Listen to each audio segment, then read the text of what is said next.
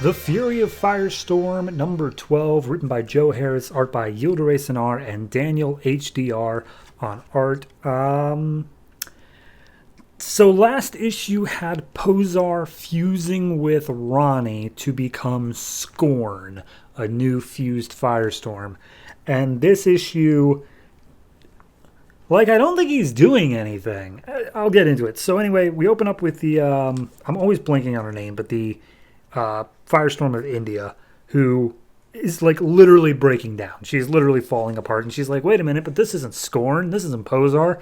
There's something else that's causing me to get all messed up here. And we see little bubbles saying manual override 85% complete, and she's trying to defend herself, but it ain't working out. So then Jason comes in, and he's ready to fight back Scorn, and he's like, man, all right, my name's Jason, I'm here to save Ronnie, blah, blah, blah. And he just gives a whole rundown for the audience if they weren't paying attention.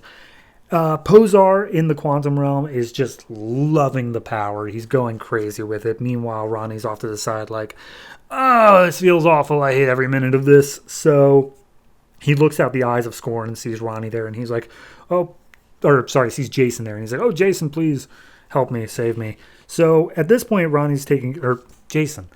I don't know why I'm mixing up their names so much. Jason is taking care of the Firestorm of India and is like, something's going on right now. I don't know what's happening, but clearly you're not going to make it through this. And then, as if on cue, we see Zither back at HQ pressing the big red self-destruct button. Her name is Rakshasi, by the way. And all of a sudden she explodes into a giant nuclear fireball. So Jason stands there like, what in the hell? What happened here? And somehow he's immediately able to put it together that this was not Posar, this was not Scorn, this was just Zither taking care of this. So he knows what's going on. Meanwhile, Zither Tech, all their families that have been relocated here are being relocated again. And Zither's assistants basically just trying to calm him down, being like, look, we're about to be indicted on a whole lot of stuff, and we just want to make sure you guys are safe, because she's kind of having a nuclear meltdown up there, so we're just making sure you're all good. So, cut back to the fight. Jason now has the particles that were given to him by Professor Stein to use on Ronnie, and at that point, Firehawk and Hurricane show back up, and they're like, yet another one of these monstrosities. Let's take it down, Hurricane. So at that point, Firehawk rushes in. He goes to attack Scorn, and he's starting to feel a little bit off already. And Jason's like, no, stop, don't fighting. He pushes him out of the way, and Firehawk takes that personally. He's like, oh, so you're not with us, so you're against us. Be prepared to fight. And again, he tries to explain, no, look, Zither, she has a kill switch or something. She's going to kill you if you interfere. Everything's going wrong. And then we see immediately that happen. Jason covers up the eyes of Hurricane and makes it so she doesn't see her old friend Firehawk literally explode. So that happens off page. Scorn is going still crazy with power, but again, he's not doing anything. He's just standing there menacingly. And then we see him talking to Firehawk, being like, look, you're clearly not feeling great. You're also being attacked with the shutdown thing, but I have to get these particles into him, so can you just run some sort of distraction? And Firehawk's like, no, I'll do it. If I'm going to die, I'm not going to die on my knees. So she picks up the particles, unhinges the lid, and flies towards Scorn. Immediately gets blasted, dead. She is no longer on this realm. But the particles come out. They somewhat splay over her a little bit, and then they mostly splay over Scorn. And Scorn is then finally weakened enough that that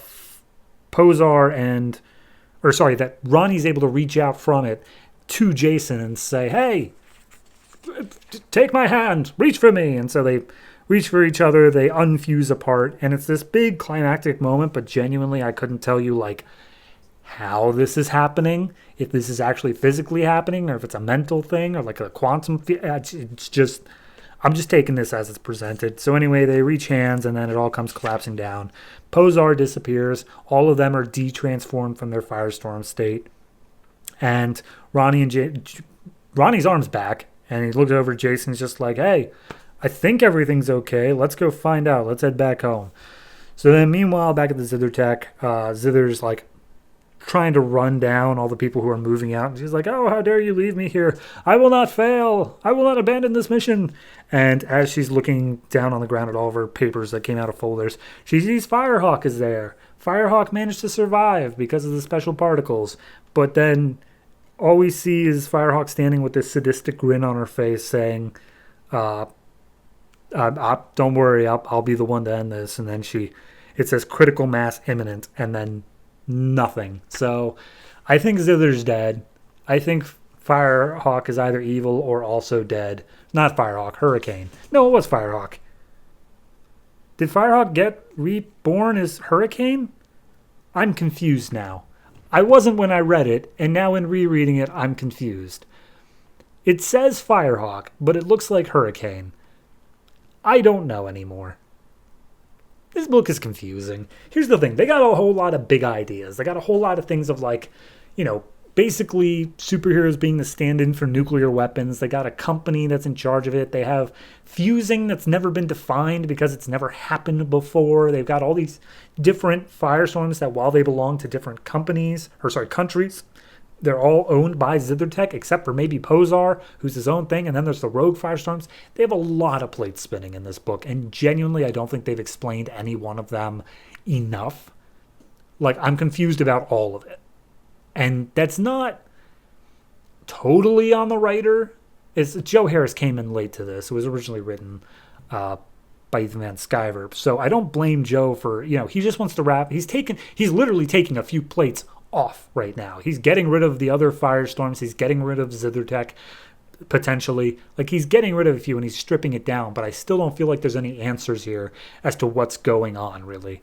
Next up is a Zero issue, so maybe that'll answer some stuff, being more of an origin story, but I'm still very confused by a lot of it. So overall, I'd say this one gets a 6.5.